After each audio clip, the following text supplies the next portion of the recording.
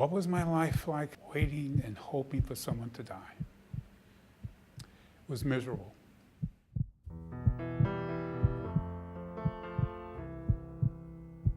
I put myself in other people's position. To think of wanting someone to die in order to save my life.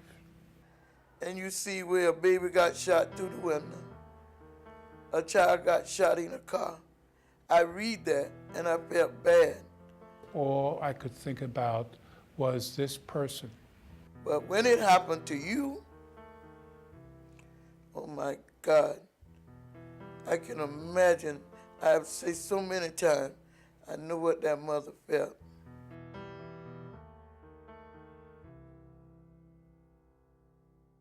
I developed cardiomyopathy, which is an enlarged heart.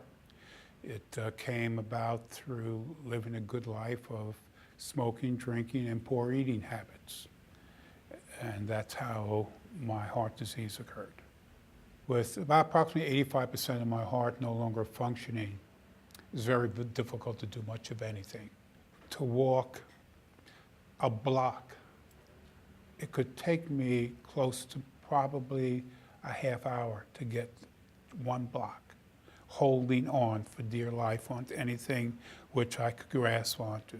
My breathing was like if you're going swimming and you're underwater and you want to come up for air and you're constantly gasping.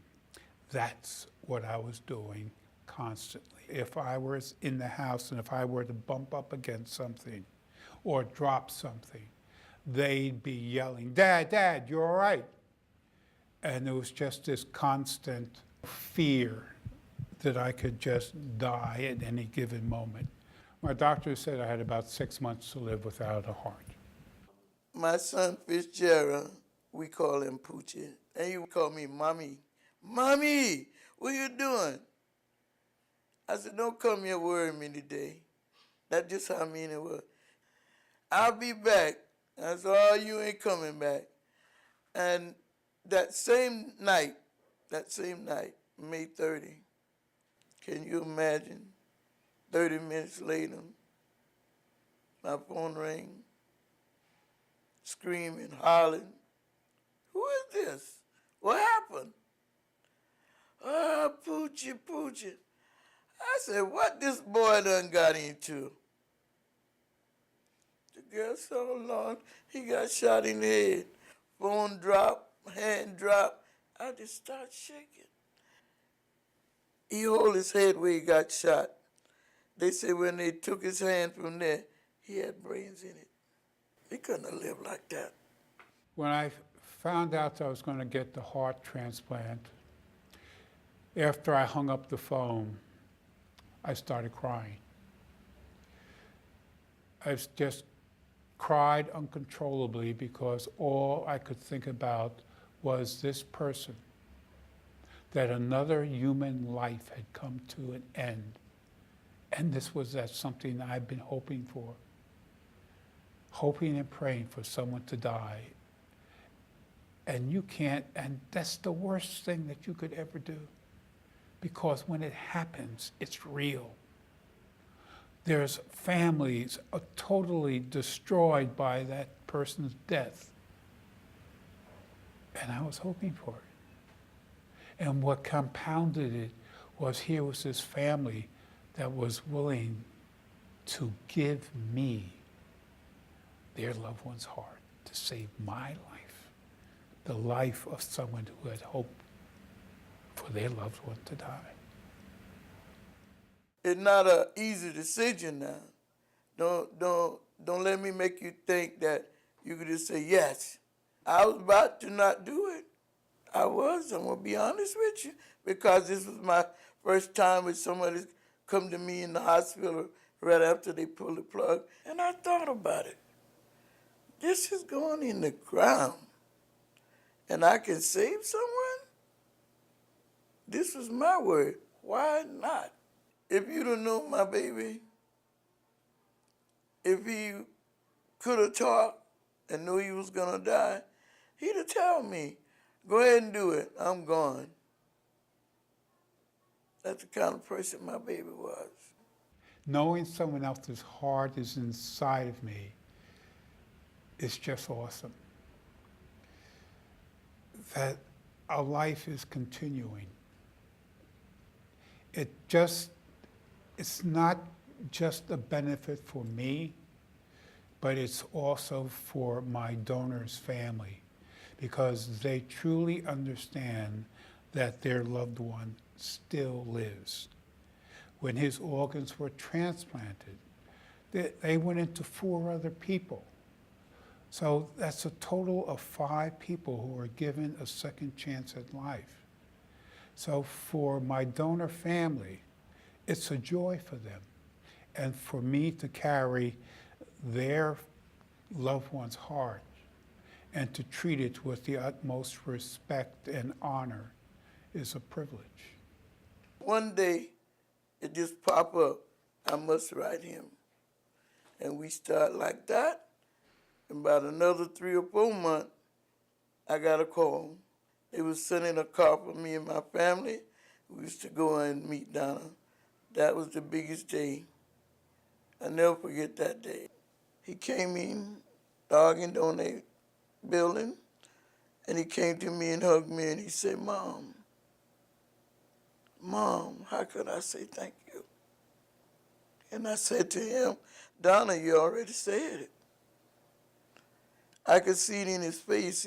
He was thanking me for the gift of life. I could feel it. It's something about organ donate. I experienced that since I did this with Donna Arthur.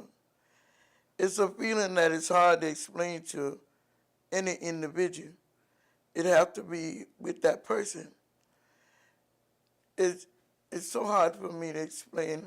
The feeling is just like a mother give birth to a child, and when she see that child, that's the beautiful feeling you could have. And when I see Donna, knowing that Fitzgerald's heart got him going, it's just like I give birth to another son. That's how I feel. My donor family and I, we stay in touch. I have brothers, sisters, a mom. That's I call my donor's mother Mom. So I have a very large extended family. Every day, not hardly one, the phone ring, Mom, is you okay? I'm all right. And we have come so close together. What are the chances of getting a heart transplant? They're not easy. It's a miracle. If you do get one, it's a true miracle. The doctor give down, I think he said 6 months. This 10 years. You know how that is? That is so grateful. The man is happy.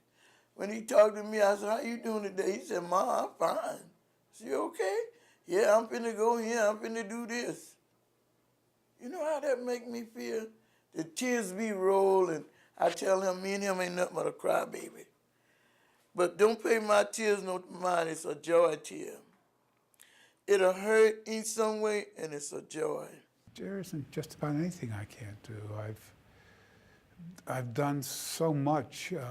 Primarily, right now, my biggest endeavor is being an advocate for organ and tissue donation and going around the country or wherever I have to go, advocating people to think in terms of becoming a donor. I've done several marathons. I've carried the Olympic torch. I've been involved with different types of projects around organ donation. I've been blessed. I've done a lot. There really isn't much that I can't do anymore. I hope this tape, touch someone. They will see this video and say, this really give me a thinking. Would I do this? I hope so. We all need to realize something that was said thousands of years ago. we are our brother's keeper. We're not asking you to give a heart, but have a heart. To open your heart up to others. Because it's simply the greatest act of love, isn't helping to save another human being's life.